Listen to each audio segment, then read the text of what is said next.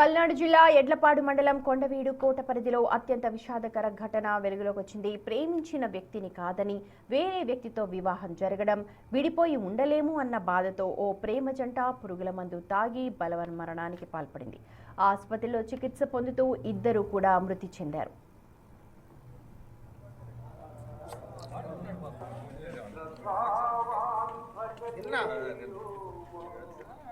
గుంటూరులోని స్వర్ణ భారత్ నగర్ కు చెందిన మణికంఠరాజు అదే నగరంలోని అంకమ్మ నగర్ కు చెందిన ఓ యువతి 2 ఏళ్లుగా ప్రేమించుకుంటున్నారు.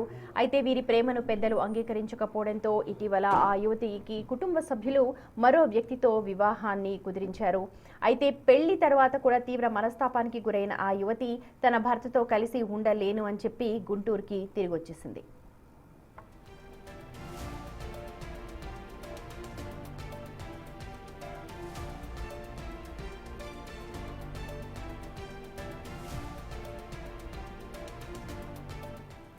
ఈ క్రమంలోనే ఈ నెల 7వ తేదీన మణికంఠరాజు ఆ యువతి కలిసి కొండవీడు కోటకెళ్లారు. అక్కడ వారు పురుగుల మందు తాగి ఆత్మహత్యకు ప్రయత్నించారు. అయితే అపస్మారక స్థితిలో ఉన్న వారిని కొంతమంది అక్కడ గమనించి వెంటనే అంబులెన్స్ కి ఫోన్ చేసి గుంటూరు ప్రభుత్వ ఆసుపత్రికి వారిని తరలించారు.